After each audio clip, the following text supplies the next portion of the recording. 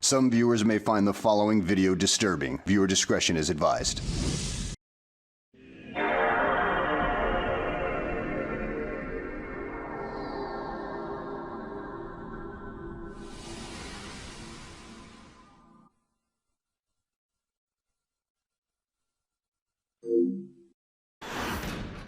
Welcome, ladies and gentlemen, to another episode of the greatest long-living show known to man, Monday Night Raw. After the display and brawl that happened last week between the Hurt Business and Matt Riddle, Commander Aziz will take on Matt Riddle later on tonight in a one-on-one match. And of course, we will have the presence of the Tribal Chief and his bloodline later tonight as he faces off with the Beast Incarnate, Brock Lesnar.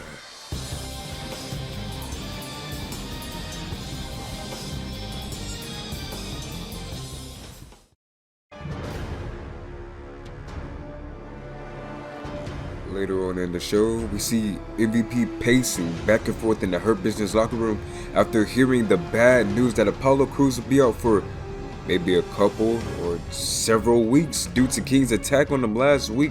But I guess something doesn't feel right. Something doesn't seem right about Apollo's injury. Yes, he's of course physically wounded, but just like Montez Ford in the past, he's really mentally not there. And of course, out of panic and worry, MVP, he's coming up with the plan. He's thinking of something quick, so he rushes towards Pierce and demands that he does something about this. But Pierce tells MVP you really shouldn't have poked the bear. And this is what has gotten you. You've done this. No one else. You caused this. But of course, MVP has to say something. He has to rebuttal. Not only are me and my clients in an unsafe working environment, you made this a very, very difficult situation to be in. For my job's sake. Matter of fact, for the locker room's sake.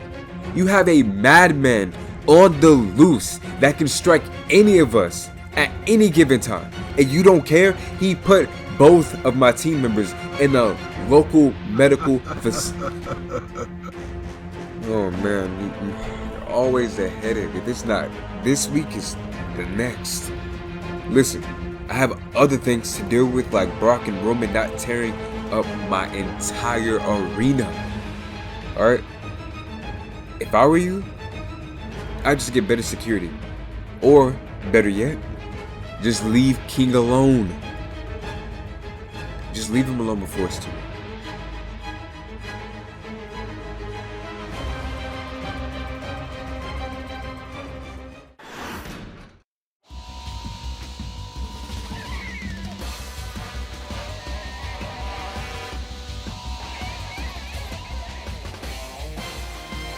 As the original bro seems to hold his own against the giant, striking him how he knows best, using his bro tactics, his unique style of MMA and pole wrestling into one. It's the type of offense to keep you on your toes and keep you open-minded to see what he's going to do next, because it's a unique, unorthodox type of offense. He keeps the giant on his toes and not a source, but it doesn't work. It seems like MVP wants Aziz to hurry up backstage. He's signaling him from Gorilla to hurry in the match. Not for his protection, I guess, of course. No, he's not worried that King is going to come out of nowhere and attack him or do something to him when nobody's around with no protection. Most of the Hurt Business is down and out, right?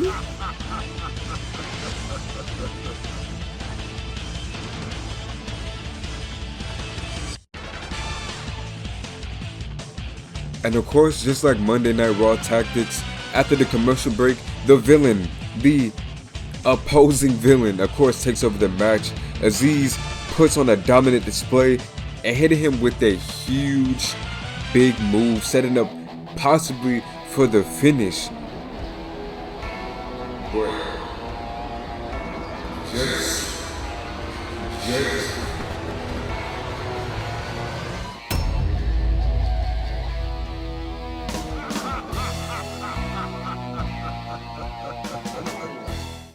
all of that madness, the lights come back on and Commander Aziz, the giant, is down, takes advantage and ends the match, pinning Aziz but hurries out of the ring, turns around to see a furious Omos, but Ritter doesn't want to stay around for long and escapes through the crowd, not trying to be a catalyst of whatever this situation is.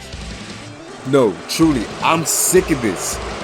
I'm tired of these games, King. You want to be a coward and attack us from behind knowing damn well we can destroy you easily when we damn well please? This is damn right embarrassing for you and your legacy. And you know what? Another thing, I'm not going to rest until you give me the respect we all deserve, especially after the fact we tried to save your helpless ass. But you know, just like you, we made a vow to your brother. We made a special vow, because next week I'm going to settle all of this. I'm going to end all of this. You hear me? I'm going to end you, because next week, MVP versus King.